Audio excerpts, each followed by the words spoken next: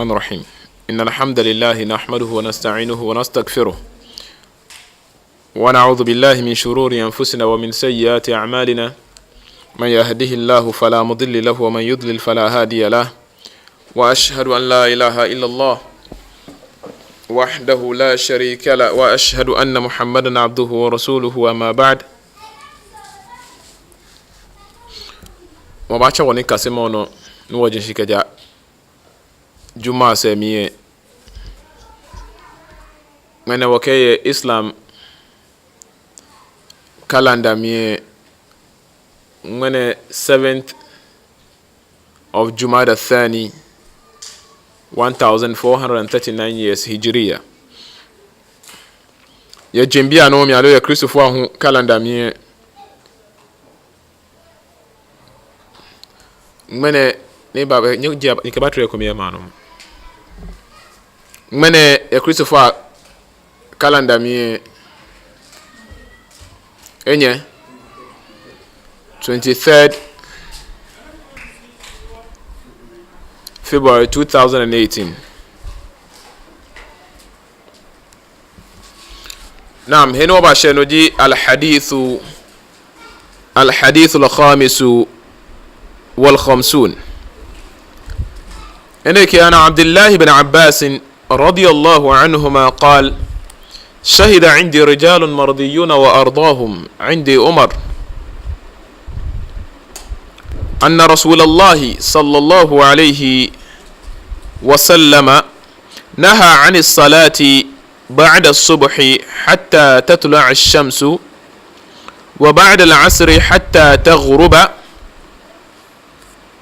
عبد الله بن عباس رضي الله عنهما شهد عندي رجال مرضيون وأرضاهم عندي عمر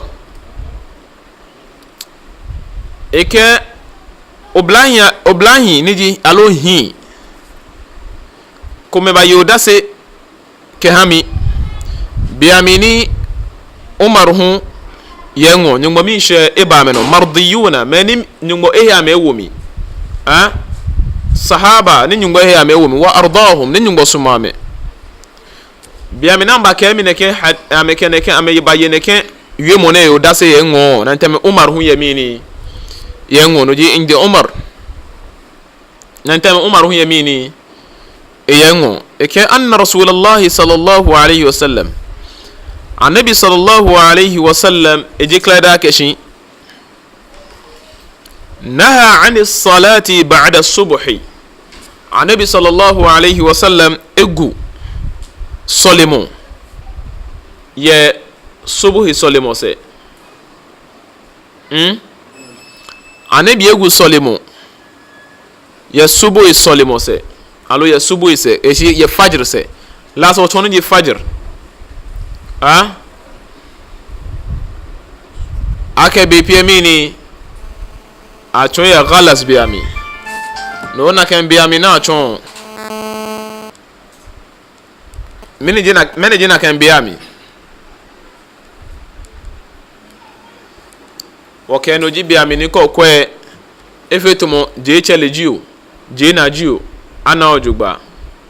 je chele mo efutu je chele mo je chele mo efutu je na mo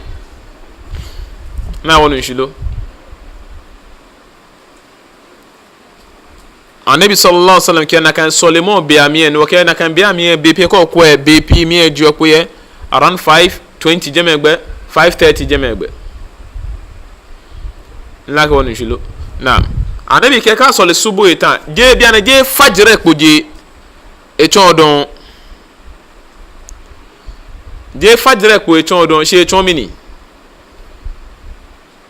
bia na echon sole mo ka sole fajre eta fajr be she na sole fajre eta solemo ko bedon hatta tatlu ash-shams kaya shibya mini hunu e bajiku e shi dika sole fajrita fajr biya meshe na sole fajrita abena fila kuna afi o de ka sole fajrita abena fila kuna afi o don ka sole fajrita na fila ko bena afi o don me confuse ameke hadithi koni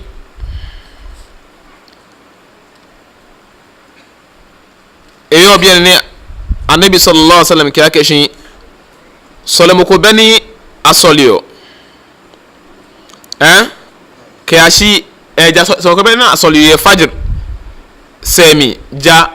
raka enyo hadith abi daud mi nakano ya bay hakimi anabi sallallahu alaihi wa alihi wa sallam ke la salata ba'da al-fajr illa sajdatayn eke solemo ko be ye fajr se ya sujude enyo ja nafila enyo ona kene ga hadith be confusing ene ke la salata ba'da as-subhi aw ba'da al-fajr illa sajdatayn solemo ko be ye fajr semi ja raka enyo ja nafila enyo ye bi ene hoe anabi ke egu akashimini aba solemo ko be بعد الصبح يفجر سامي حتى تطلع الشمس كاشي بينيميني هنو باجيكو مشي من جنا ناچون كنكلنا ناچون كفجر اجيكو تو بين وچون لا سنون جي فجر كفجر جي ني فجر جيكو بيامي نا سولي كو اچون akashي فجر بيامي سولو كو بنا سولو جا او ركعتي الفجر نيو نا سولو ركعتي الفجر اجي كفجر جيكو جي سولو مفجر dana ba so le fajr ke fajr ejekpo alo be piran fajr ba ejekpo ay raka enyo na fiyo ke hale to bene ay rakate duha salatu duha kadi ya tato le ten hunu je to mo 8 min jeme gbe ke ya 7:38 hunu ejekpo na echo o ya egbe no fiyo na file enyo jomo ba wo yemi atola ke ni salatu duha nakano fajre hu ekpojemiye wa fe na file enyo no hu nma ne bi fi ehia shigo e masalachi miye ona o she masalachi omwe be masalachi mi wa fe no jino ni acho e bi ene ba'da al-fajr la salata ba'da al-fajr illa sajdatayn solo ko bena solo ye fajr na kan biya me je bena wa solo biya na kan solo ku pa ba solo abacha iqama na ba solo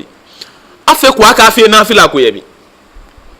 fajr biame je salatul fajr biame differentiate more example differentiate between zuhur ka salatu zuhur no di biame ke asole solo na solo biame no na chona kan solo ma kemi ni salatu zuhur ko solo zuhur biame asr hu la na kan no maghrib te shipo shinyo hunu e shinyo na chona kemi ni maghrib. Okay, solemo na solo ya hunu shinyo biamie na tola kemi ni salatul maghrib. Okay, akeba ke maghrib acha kwa ke salatul maghrib. Acha kemi ni biamie ni mini hunu e kenyoshi. Na kanoke ake fajire be ko mini. Inshallah makpaba ke nyefenye kunyesenye ya hadithi ni wakane no bashe al hadith hadithi ni wakane yo menene. Karatu no fe last week. Babu mawqut babu mawaqitu sala ne kunyesa kenya ko nji fajr keji na kan biya min je poe afeku akeshan fe na fila ko yemi je nyope no ani moko ba imam malik rahimahullahu ta'ala e masalachi mi ne ba fe tu raka ni hasalama e fe tu raka ni hasalama imam malik bila min solemo solo because annabi sallallahu alaihi wasallam solemo ko bena solo ne kan biya ne mi femini fi sajdatain fi nafila no afi nafila enyope wa fi raka enyope o min solemo solio ne ke min sole salatul rakatil fajr ni mama le kala keshi barakatil fajr gbalo ka keshi solemo enyope asol nafila raka enyope ba fi nebi imam malik aka idhan ayu'adhibani allah bi kathrati salat on wapi because injale chon ken gbalo ke 2 ni bia na nfe 4 nfe 6 nfe 8 no wapi because no ni nfe no ko gbonyo ni je nyumo ni nja ni wapi mi lo imam malik la ke da bi nyumo pimbo la nyumo pimbo because of boni ojomoji o jale chon we ka nyumo jamoro di mi no ba wa ye heli mi ni nyumo ke wa ye ni o ba fe no nyumo ko fi wakabo feel like o fe ni contradictory no fi oje no jino nyumbo ko je no jino ni gbalo ko fi e ka o de kan no jo fe wa ke o ja nyumbo o nyumbo pimbo because o ja lechon shinyumbo wa pimbo bal yu'adhibaka Allah lima'asiyatihi lima'asiyati linabi sallallahu alaihi wasallam ni wa pimbo mo because of to egbele no gbo gbalo to e ogbo igbalo to e chulo to e mini no nyumbo afi mini e ba pimbo because ebiane gbalo ke wa keshin ya bi Daud ke be hakimi akeshimini la salata ba'da al-fajr illa sajdatayn solemo ko bena sole fajr biami ke fajr ejese miye nyaka nye he pa no ho ke fajr jese biami ho ke fajr eje ne fe clear agbe na bote ghalas mi na kan time ni ke azumi mi sana pa ni yeli ene fe nya bok na kan karatu etu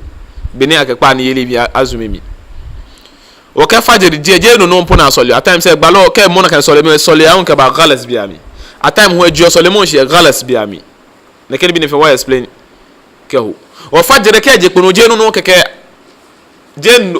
no keke asoli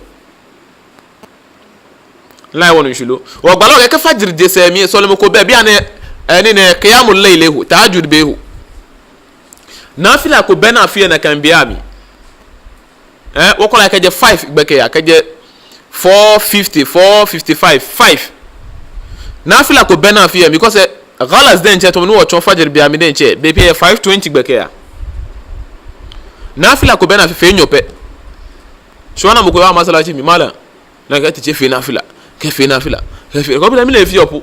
nam ke jo teshin en to ya wo ojo wa teshin no so de qiyamul layl ni wo chono wo na time okay witr eto kunu ko sole tan no fe mi ni o sole shin behu wo no teshi na kan fajr be ami alo fajr se mi kinga fajr se mi chon ake je salatul fajr na te pa be ami na bia na nyomo no hie witr nyomo wo ba nyo fi mi ni o ba sole shako ba te shako fe na fila ku keke dabi no na chon ake mi ni angma ku gbe akwa fi na fila ku keke jamini raka enyope no hun ba fi oye o se ba fe ke o masalachi mi hu masalachi o ba fi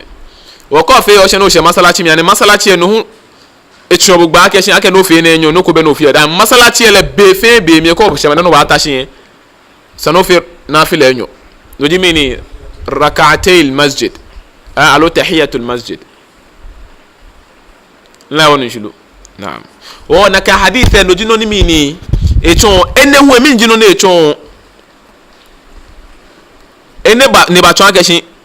nafila ko bena fiyo ke jona kan be ami fe ke ashibe na ba so le mi ni fajr denche ka so le fajr hu salatul fajr denche hu mi ni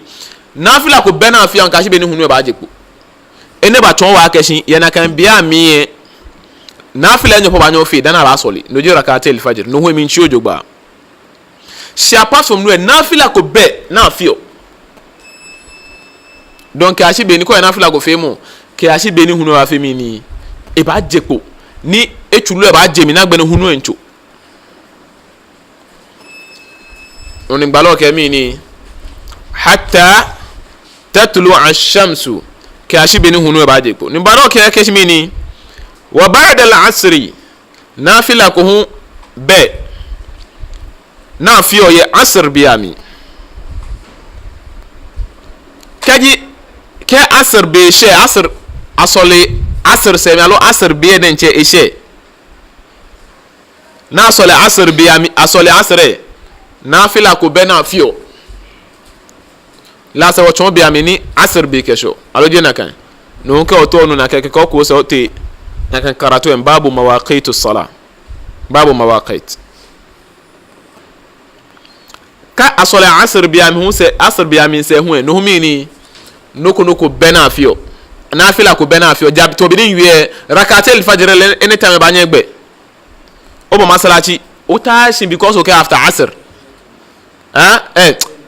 rakatel masjid alo tahiyatul masjid o she masalachi o wa ke shin bi an ba after asr no masalachi pa ko ba je no ba ta shin nam wa fi ni no wona ke je ne no fi nafila keke shimini emo ake sanofi ene noko ni sanofi ni shija ko wate shino age so le mombanchi ni wa mangumla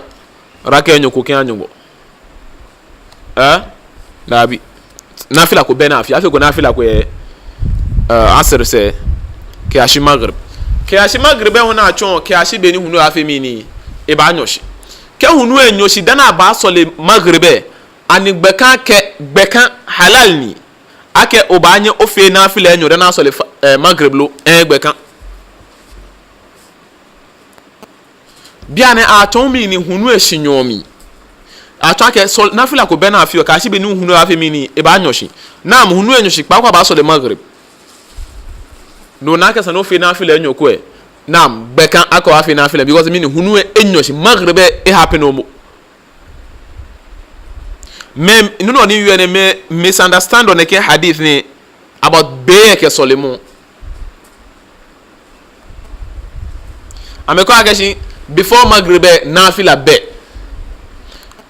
amejomo ji nam na kayibe na hadith amejomo ko amake before salatul maghrib nafila be dana ba sole maghrib afi nafila ko ndi na kayibe ne yole dani hunu e ba nyoshi ke hunu enyo ko she nafila ko be ke hunu enyo she nafila ye wa yo fe nafila na sole maghrib dana gbe na after maghrib hu ko sole tan nafila hu ye ni o wa fi no hu e be pie ngbe gba lo ya fi e she ko ye masalachi mi hu ni ka se mo ya no be masalachi wa fi because onyo ke o ko se no ya she no o ba cha no na wonu shulu na be na ga na bi fi e she na bi fi ko she abenke na ko afi e she keje no ko mfe mo ba masalachi mi sha nabi sallallahu alaihi wasallam wana wala ka ele shin pete masalachi no balo ke sole mo ko bena e asrun se ka shi binu hunu ba fe mi ni e ba nyoshi wono ne kan aspect na shojo ba wono shojo ba al hadithu sadisu wal khamsun naam nimbo tu yo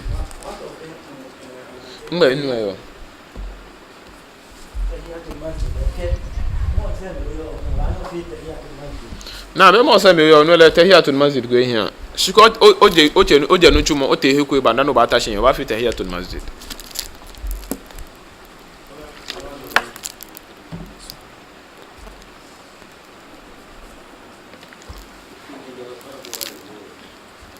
ba be jime na me mbotu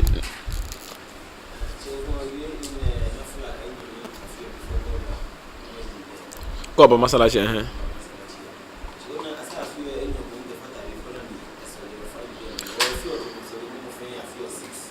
o me ko le bo 6 wono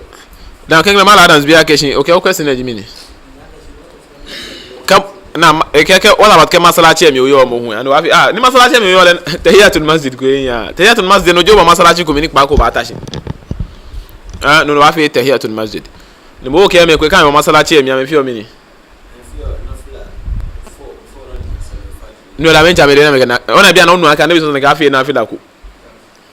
me go pa mo ka che solomon hu amefi rakatay al-adhan amefi solomon ke adhan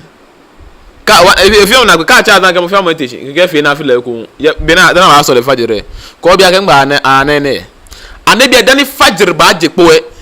ne fi o mi ni rakatay al-fajr fi raka ke mo fajr bia ne ke fi tantan se ke ba masala ke ba posa chi ke e kan shi ke enjoy kashi be ni no ko be na fila ko be na fi odun na wonu nshilo na fila ko be na ata to mo fo alo no go no teshi ke ko so le rakatel fajr ke me fajr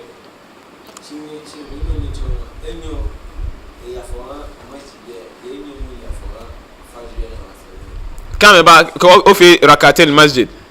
ko gbe na ko so fi mi ni tahiyatul masjid ركعتي الفجر نعم غتيات المسجد نو في دي نافلا كو كيني نو لا كو با ما سنن باتا شوا فينو نعم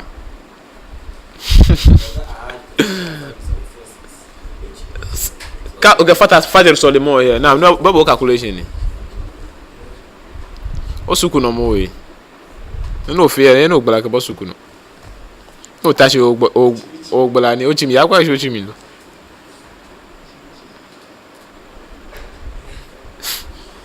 Naam, on mishi. No la fajr solomon kan we ka gbe na kan na fila because ne je na fila ni o kan we ka gbe na kan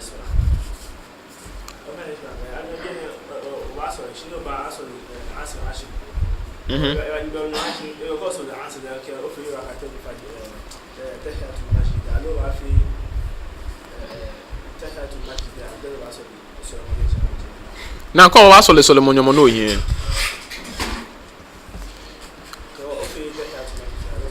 da bi solomon ne nyomo pe no yin no wa sole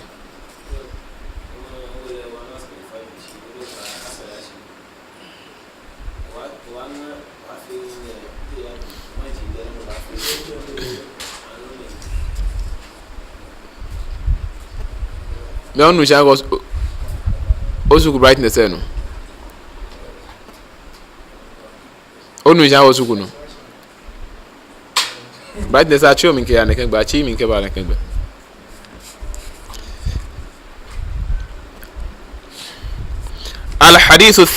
الحديث السادس والخمسون عن أبي سعيد الخدري رضي الله عنه عن رسول الله صلى الله عليه وسلم قال لا صلاة بعد الصبح حتى ترتفع الشمس ولا صلاة بعد العصر حتى تغيب الشمس.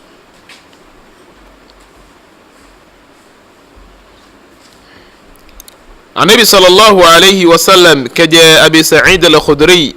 إدي النبي كاكشي صلى مكوبي نافلا كوبي صلى مكوبي نا صليو بيامني صبحي نفجر اجي كوسامي كاشي بيني هنو يباجي ni ibawo ehino tartafi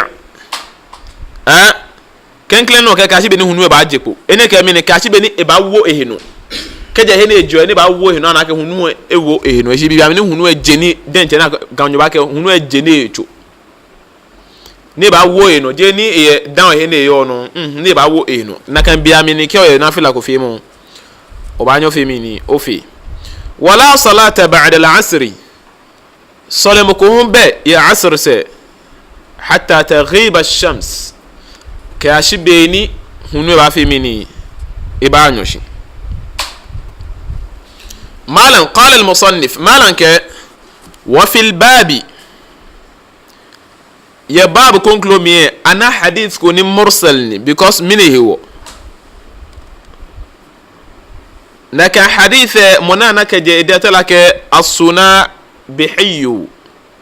لكن أصنع بحيو نتابعني إنو كجا النبي صلى الله عليه وسلم دي نو مالان كاشي لو حديث هيك إنه منويا كوكو إسناد كيف حديثه مرسل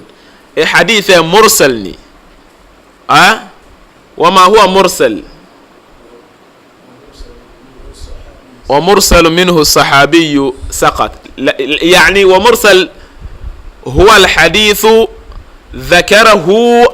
تابعي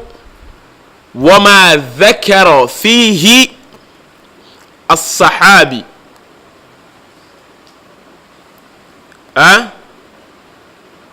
ومهما أو أحيانا يكون صحيح وأحيانا يكون مرسلا بعينه كاكا مرسل نونا تشين صحابي تايمي بكميمية نكا حديث صحيني ثم سعيد بن مسيب اتشين أبو هريرة because شانوني na Abu Hurairah gbena mega chole jimini alonte papa Abu Hurairah alonte papa inna mo gombe go na acha mo kuna kan alonte papa Abu Hurairah je gbene na ga je gbene sablani ne baka te gbede nche Abdurrahman bin Sakhar shato Abu Hurairah wala ismo ne chana kamini Abu Hurairah okay ba cha hadithe Sa'id bin Musayyib ke ba cha ba hadithe kan nabi ninke o ke ni sahabi ba mi na kan hadithe chomini marfu'ni la woni shulu na be ke qala al musannif ni malanke wa fil babi ana hadithaku an Ali ibn Abi Talib كجا علي بن أبي طالب دي وعبد الله بن عمرو بن عاص نكاجبني إسناد كانوا كعبد الله بن عمرو بن عاص كأبي هريرة وسمرة بن جندب نكمل ناتون في صحابة بيجي ناتون في مني أنا حديثة كجنا لجميني السنابحي لجموني بيونا بينا ولم يسمع وحديثني إبا إنه ناتشتا كانوا جمو كواكتم مني أنا منا حديث جينين ونا أنا كإسناد نك إسناد جين مرسلني شيء إنه نجي ننا كفيه حجة ونشيشي حديثني إن خيركم من تعلم القرآن وعلمه. The best of you is the one who learns the Quran and teaches. Common hadith, right? Famous hadith. Baloke moni hiya nyeteji moni kasio Quran eke chon. Naka hadith ana isnad ko ni ke akashi eje Sayyidina Ali ngo. Ko kwa isnad mi dhaifni, isnad dhaifni. She the same yumo non yojeme. Wa mokoneke akande noni isnad dhaifni o ko ti hadith ta wa ka hadith ne dhaifni. Ko kala ga beje mene isnad ni chon. Say isnad ni chon. Wato malan to e ka ba aya hadith jinkumone bayana ke atineke mene ta hwa ke mini e ba ya mede shi to e ke bo ake shi na ka hadith je ne baya amede as-sunabihi ke enu yemo ke janabi sallallahu alaihi wasallam ni ya hadith mi hu e ke annabi ke wa hadith to mini mursal meni nya ka se nya ka wa fi ni ne toloten manzumatul baykuniya nyenu ni wo yo shishi monu be na ka se no botu ehun ojogba hun bebo honu inshallah jina kan yawa nene yin aji na to ake wa hujjan wa kan ye kemo ko ke conclude by se ne ga daif to ka je no jinu ni ncho kenkle hadith ni wa kan ye bukhari ke muslim hadith ni je nyo hu bukhari ke muslim Allah onu inshallah no ji wa hujja no ne so efe ka jan ake no jinu no ke fi hujja wa fil babi kaka wa fil babi kaju aka bab kuntu na gbeleshiji bab likenko be amini agu aka solie ana hadijin kume kenkle keje akaje Sayyidina Ali ngo noni je nyo keje Abdullah ibn Umar awon ka shigbe na achi sahaba di kuma ta aka na isnad keje amida aka nanu le ake meke maje isnad ne no mursal ni la onu shilo no je no ake wakachuni هناك شيء أمجي شيء قال المصنف مالك وفي الباب كان قو بياميني أجو أكا صليه نجوا في الباب عن علي بن أبي طالب وعبد الله بن عمرو بن عاص وأبي هريرة وسمرة بن جندب وسلمة بن العكوع وزيد بن ثابت ومعاذ بن جبل وكعب بن مرة وأبي أمامة الباهلي وعمرو بن عبسة السلمي وعائشة رضي الله عنهم نكمنا تنفي مني هنا كيوم لدي السنابحي أكي السنابحي هنا ولم يسمع من النبي صلى الله عليه وسلم إنه كجاء النبي صلى الله عليه وسلم إنا فحديثه وحديثه مرسل ونشيشي نعم أنا لا ومن هو أبو فكرة وين ألو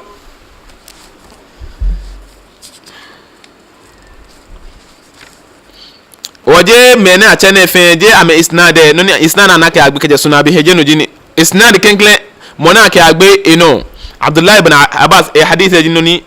أكتشوني أبينه إسناد صحيح يا بخاري كمسلمي نونجي إنه أبي سعيد الخدري حديث مني إسناد صحيح يا صحيح بخاري كمسلمي نوني إيش في كونه هناك إيش حديث أتشاء كجا سنابي كأبي ننايشة ألوك أبي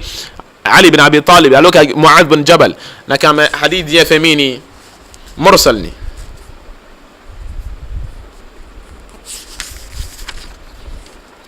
وكي أصليكو فجر أصليكو ركعتين الفجر شي فجر إجيكو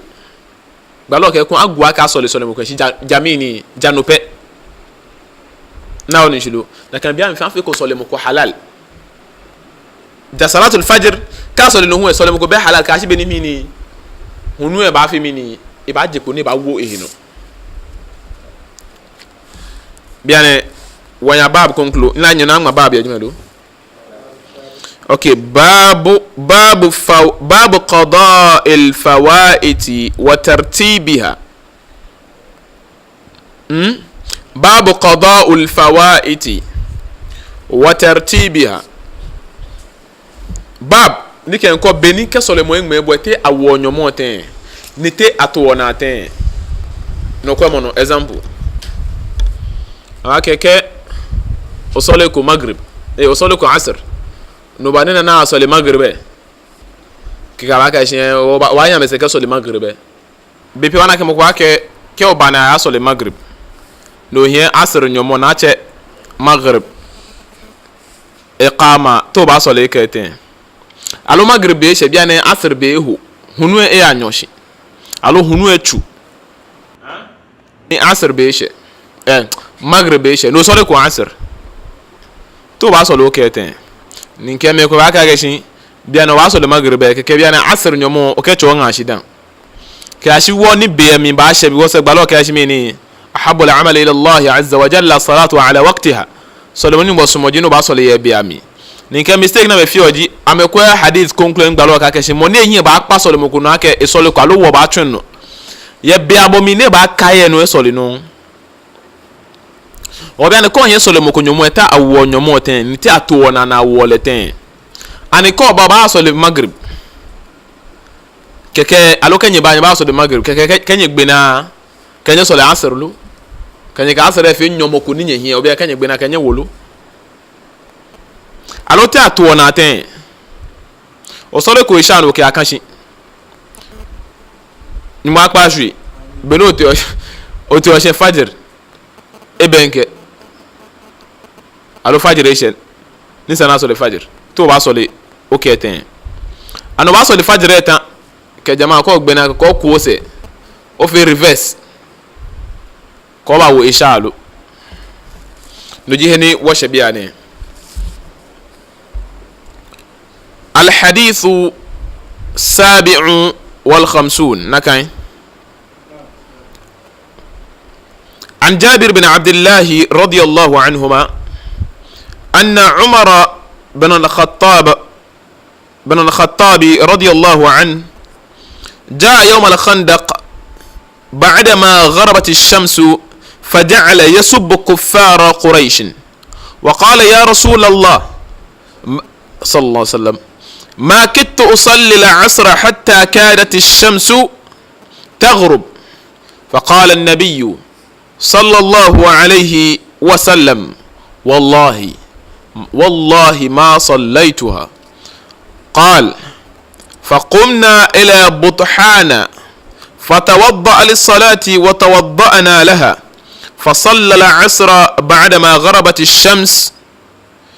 ثم صلى بعدها المغرب جابر بن عبد الله رضي الله عنهما يك إنا يومنا جاء عمر بن الخطاب ديك عمر بن الخطاب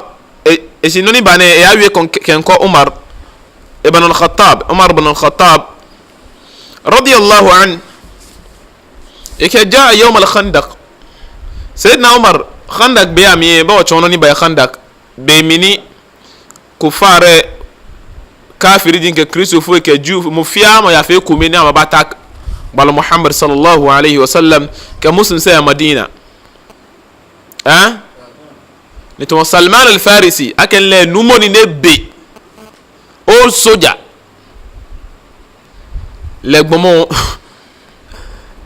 efe e ajala dan majusi ni efe christian da efe ju fo nyoda efe kai efe jano fiano dan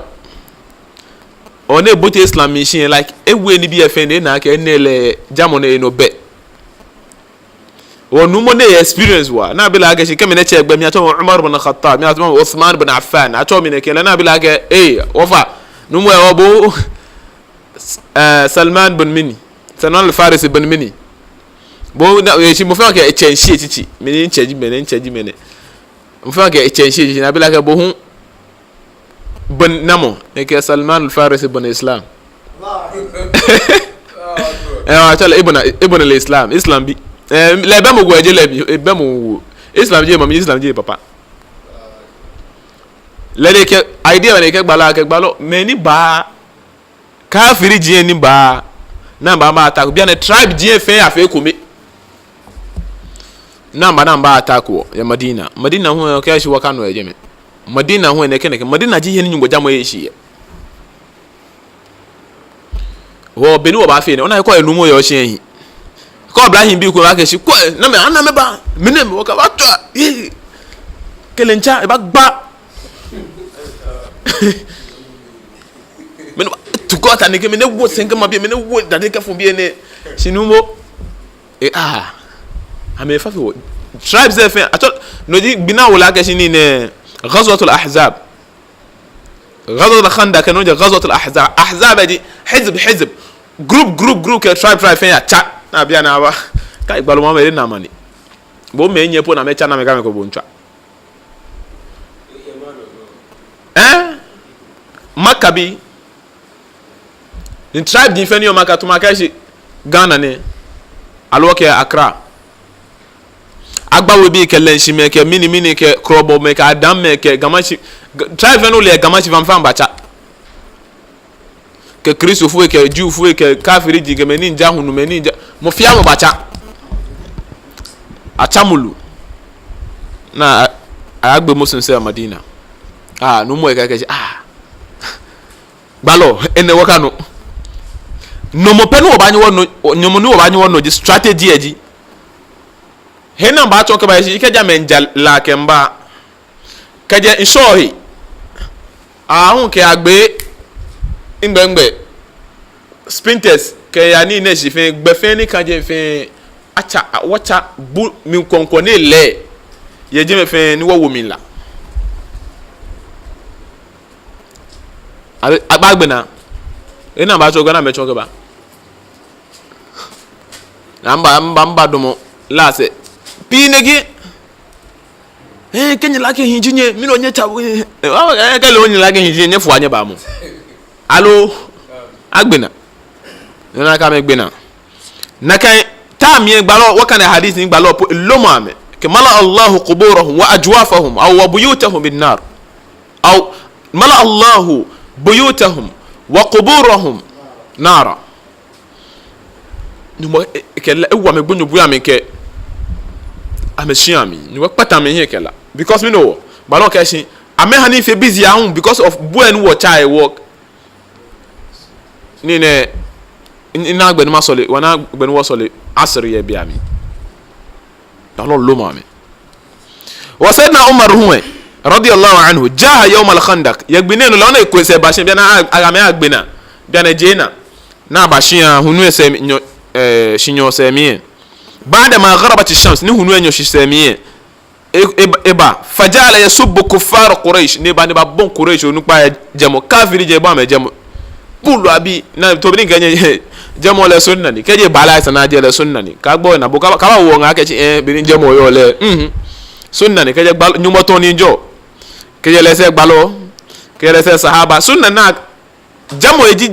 eji no ko ni mi ni mokoka ojere ke no ni sale pepepe ha ni ifi o mi ni ba yi tabi ni bo mu no te shubo ko waje na mo waje Islam tulo ne to mo ana ke jodi aka ile wona ma tan se ko na ge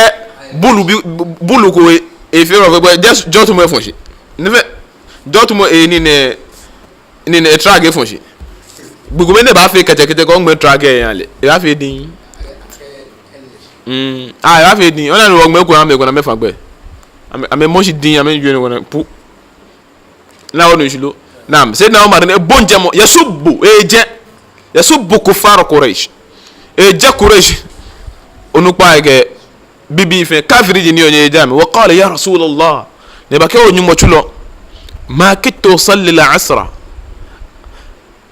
eseni inyama sole asr insole ko asr numo sole ko asr ndumo shi nje ko asr ni hatta kadat ash-shamsu taghrub kashi beni hunu edenje anyoshi faqala an-nabi yemo de dani le denje ani ba la ke gbalo denje ello ma me bomo ngbalo ke akeshi wallahi wallahi ma sallaituha min kan kita kan nyomi denje sole ko قال نجي جابر بن عبد الله فقمنا إلى بطحان نواتشي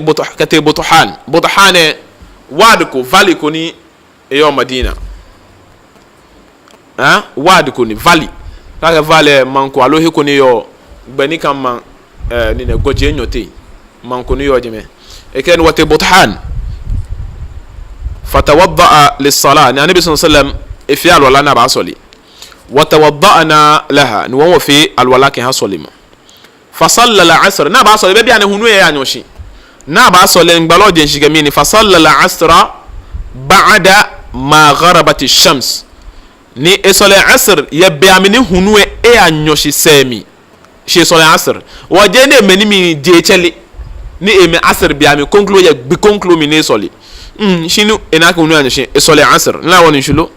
ya hunu shinyo semi thumma salla ba'daha yanusa ne sole al maghriba dan ne sole maghrib la woni shulo wana beni balo ewole ewonyomo ya naam. What about ne imam me boy oba no ba imam se gesole o sole ko asr no ba amen sole maghrib ani bo ho ba do se no sole asr dabi kana mo al mahalla of ibn hazmi ali ibn hazmi ke oba no ba feji ke oba na sole maghrib oba ya mese shiboko niya jimini oba do am se na me sole maghrib ni 3 raka na me sole bo ba do se shi oniya jimini o sole asr ni bo sole 4 raka ke ameshe teraka na me asalama ke bo te shiko ke ko megbe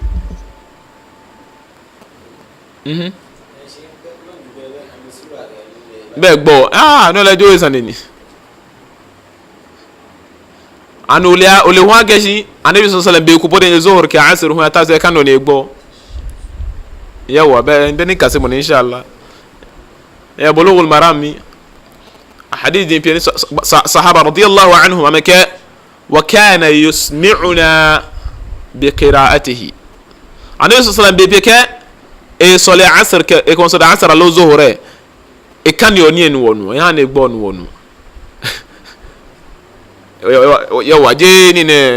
مذهب مالكيه وكاسو مذهب مالكيه ما امروس اني وان كاسي النبي مذهب لا كون شلو وجي غبمو نك كاونتو simin jino ba sole min jinyo mo weta wo nyomo weta wa nya mese ba sole maghrib si boje maghrib sole bo sole asr kame gbe na ke bo sole o fi mi ni ke kame gbe 3 raka na ko ti sho sole 1 ke gbe ke ono e fi 4 ke ko asala ko gbe na no wa fi mi ni ke ko sole maghrib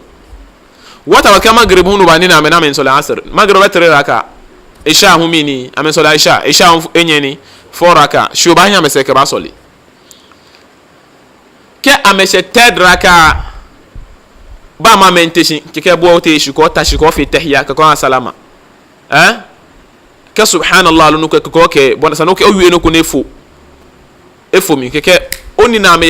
ba me sha me wa ra kana ba gbe na ke bo fo ni ake Aisha ke oni na me jeme ona ga bia ne ona magribe bo ya jamaa mi o so na wa ra ka hu ya Aisha mi ona magrib jamaa ona Aisha hu jamaa laka woni shilo نعم كان المحلة لابن حزم وبني بالو اسولي ايونيومو هاني وان وين شيشو جوبا نعم فصلى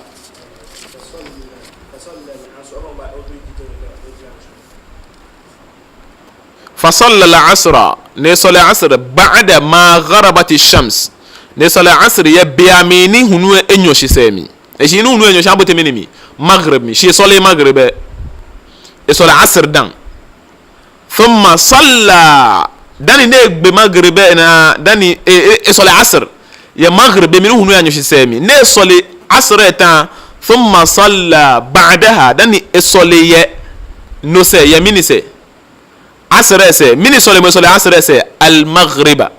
esole maghrib ya asr ese onu ishi wogbeneke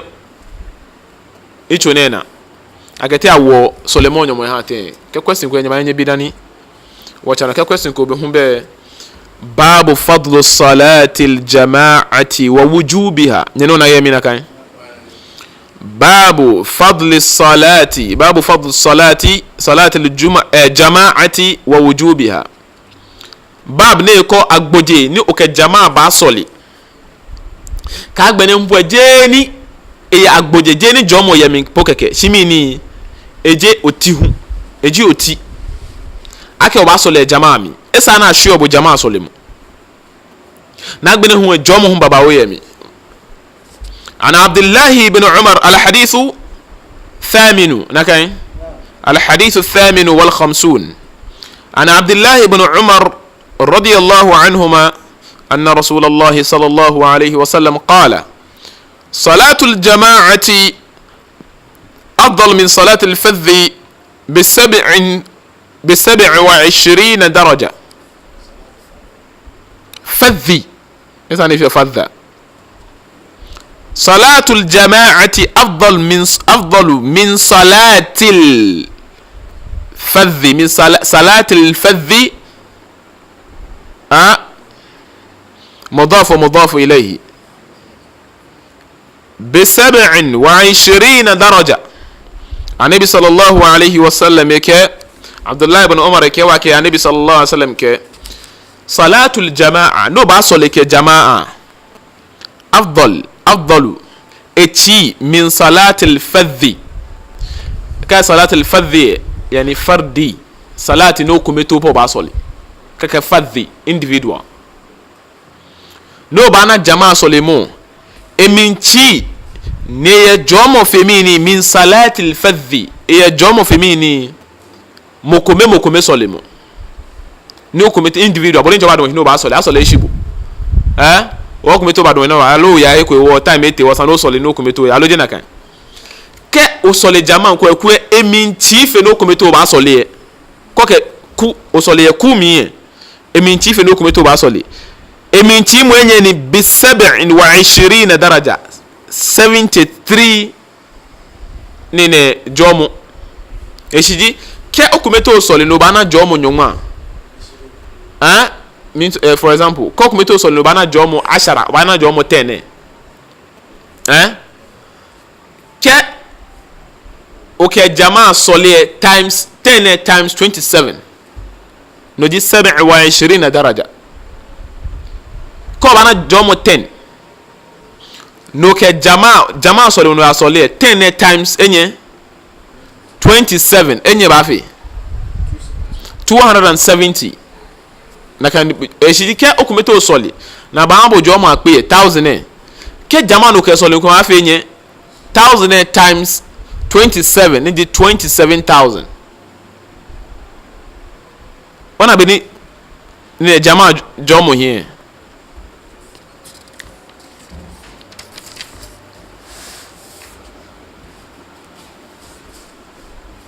ونكي حديث نيتون واكشميني ومن وانا جماعة سليم.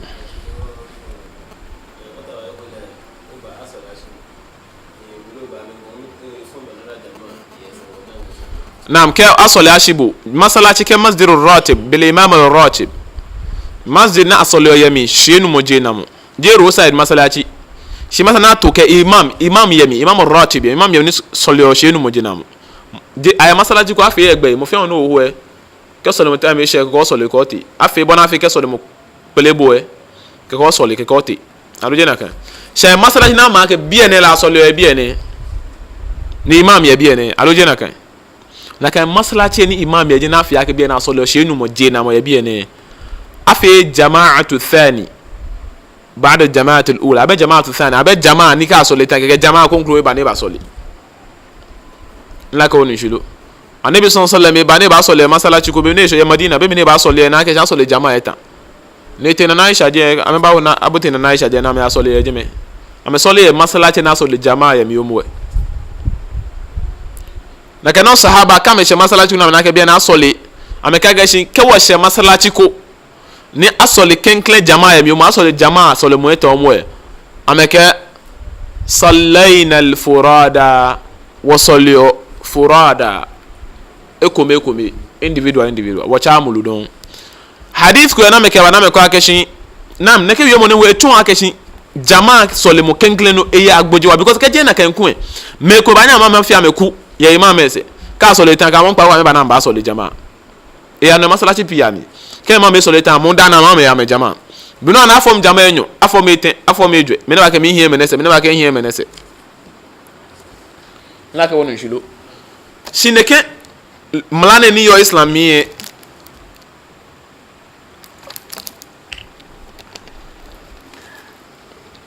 no jino ni ba hanu wona akeshi be kenklen jama ye very important yo ka no mebo e ba ko mi to ba soli ni bo ato jama ko no ga soli jomo ko bemi because je na kajibi ni gbalo fe je na kajibi ni sahaba fe hadith ko na me ko akeshi mo ko ba ne ba soli ya ne bi masala chi emi be mi ne ba soli e na ta soli jama eta na nabi sallallahu alaihi wasallam biya ma akeshi to Abubakar Siddiq di monite shine fe na kanu akeshi man yatasaddaqa alayhi na wa fe le sadaqa shi na ba wale na soli bana fe ne na jama وامكن نكن حديث ان سيدنا ابو بكر تشينك سيدنا ابو بكر كلا صلي هو نكن حديث نتو ميني جماعه صليمو after first جماعه كاكا شدابي جينا كان يبنا حديث اتو جينا كان يبني ميني حديث اتو مي بالون تو نتو صحابه نو كواكه بيان انا كان صحابي ne teshi sanu obi amejis moni aka teshi ni ma yatasaddaqa alayhi annaka mo pa ko le hu ba soli alo solomo esolo jama wala soli farilla mo sole mo ne ya soli bi anu anu farilla ko ne ya soli ko da bi na afemi ni nafila ono ni naka hadith e mo nchonji moni e fe nafila o wa fe nafila mo kuma soli farilla o ya igbe no ba hiense la woni shilo o soli isha ya masalachi ko mo no ba ko na soli shafi'i alo tarawih ano ye igbe no yin amese no bo no jimi na sorry bo so le isha mo no ba men so le tarawih da wakla ke o so le isha mo ye he conclu no ba ma men so le isha sino bo wo to no yin amese kefe mini shafi'i alo tarawih no wo to la ke asham o ba so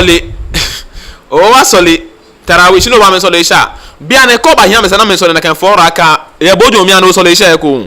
da bia no femini nafila wa haditha ne ni chombo ake si be moni fe na efe ferla bono ye nafila fe wanyo femini o yese na kan no bo no wa femini ferla solimo no ba mo kon fe nafila ando ba nyo yese kakake nuni to ma choji bo o wa so le isha shino ba so le tarawih for example alo moko esole aninke bakpakpa moko esole asr zuhur ne gbena efe nafila enyo bo no ba alo na lake ya fe nafila asole tan etish ne efe nafila ya after zuhur se ani oya hegbe no yin ese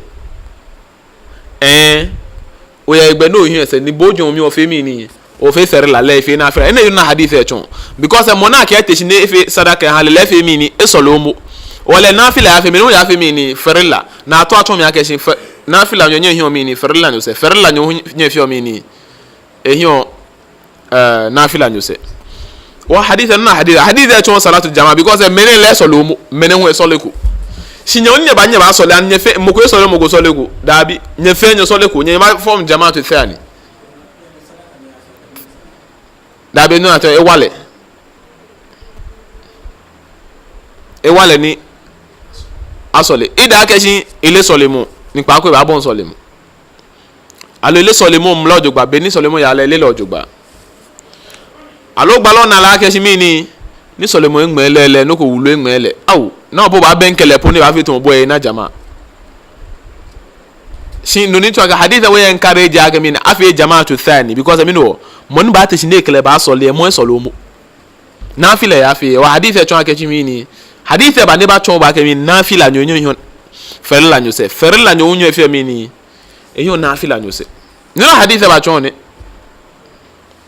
shande be nuchu mo chon wa akechi mi ni bono so le ko me ne so le ko kenye ba akechi nye ba fe jama na so le jama kenklen no eta no jino na fi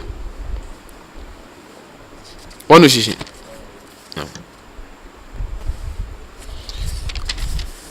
Anabi sallallahu alaihi wasallam kake shi صلاة الجماعة أفضل من صلاة الفذ ب27 درجة. الحديث التاسع والخمسون عن أبي هريرة رضي الله عنه قال رسول الله صلى الله عليه وسلم: صلاة الرجل في الجماعة تضاعف على صلاته في بيته وفي سوقه 25 ضعفا، وذلك أنه إذا توضأ فأحسن الوضوء ثم خرج إلى المسجد لا يخرجه إلا الصلاة لم يخط خطوة إلا رفعت له بها درجة وحط عنه بها خطيئة، فإذا صلى لم تزل الملائكة تصلي عليه ما دام في مصلى. اللهم صل عليه، اللهم اغفر له،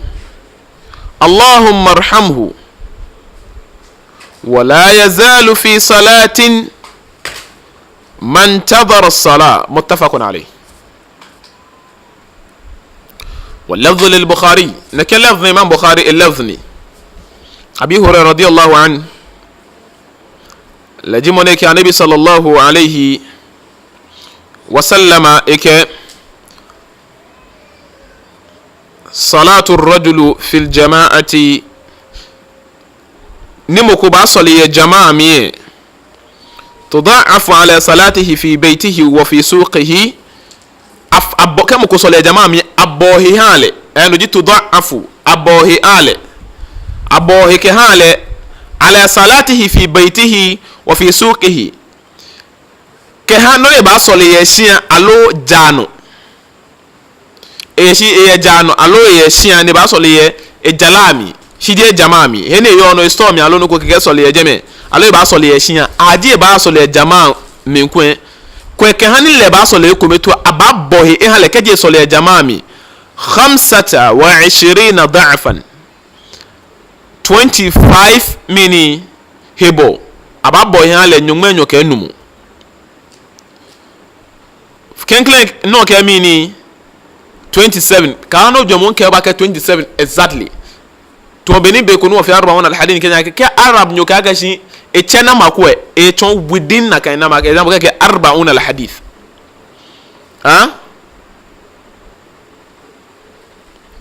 كانوا جمون كباك ميني 40 pepe no bana yanya balaka mini 41 42 43 kenya within 40 jeme range mi na ate 40 noko wanya ka 40 noko aloje na ka Ghana biyo naga acha wandugo naga noko arabia awe noko awe la no jilo o to cha keje jemekeya to herin baka shi in tastaghfir lahu am lam tastaghfir lahu lan yaghfir Allah in tastaghfir lahum am lam tastaghfir lam yaghfir Allah lahum maka heko ni maka shi in tastaghfir lahum 70 مرة لن يغفر الله لهم أو كما قال الله نما كياكشي كي أقفا هامي even 70 times put into me he ejiji awo be ka gbalo ani ka gbalo ke ko me gbe ne 71 wo ba he bla mi to la ke no ni to ma to di in tastaghfir lahum am lam tastaghfir lahu am lam tastaghfir lahu la yaghfir Allah lahu wada Ọ̀páfà yan halaju Ọ̀páfà no to ma to bo eji Ọ̀páfà fe mi ni ihe wana bine yole naam wona to acho oji keje na kan 25 27 yake ya na kan jibi na abo ni ne ojo mo keje so le jamaa mi because jamaa ho differentiator ay jamaa go no ba so le mi egbeme papa eji ami hadith bi Qur'an bi egbeme papa wali nyumo jalo eji ami aso le sunna bi ni aka aso le pepepe agbene ho e ame ya abo ame fale wojere wa ko me fale peshimi ni and quality me no che quality ya alo kaje we shele lo to bi ke dantolo ke bid'a bi ke mushrikun ke mi ma me den jele ona no solo ni wo me quality e si ko na kra ke 25 ke yo bana aba boyan abo 25 keten ama ko aba mark bo nye 200 70 alo je na kan naam ke 1000 27000 alo 25000 esiji be ka na me quality hu ni jama machine ni me hu quality gba me trim quality be no imagine mo be no jo mo ba twa ha ona be ya nwe ke ya la wonu nshilo naam waje to stable je fix ay ko na jama either 25 alo 27 na twa oji ko na kra ababbo yan abo nyomwe enyoke enu mo gbeke ya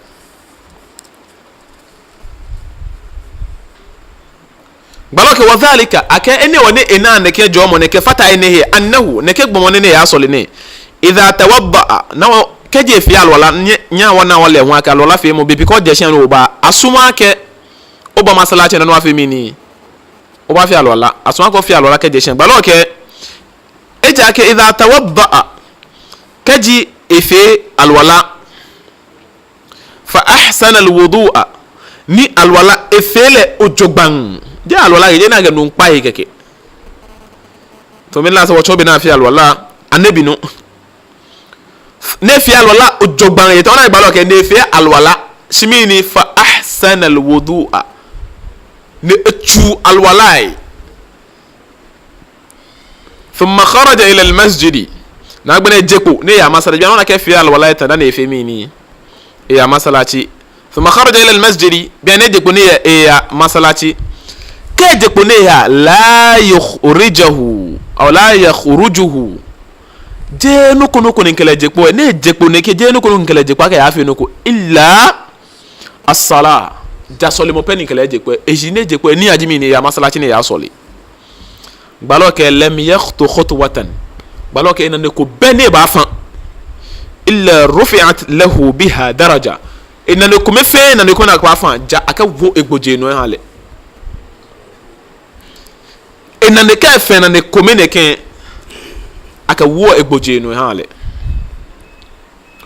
wa hubba anhu biha khati'a na ne ko me no ke aka wo egboje no ke te enwe ejomo no ke te enwe ke enunya no ke te enwe ke ka gbe e khati'a hu etomo ene eton ekome hale ka wo no ke ka gbe na ne ko me pene ba fa e fa na ne ko ja fe ne hale mana ko ya wa masalati jami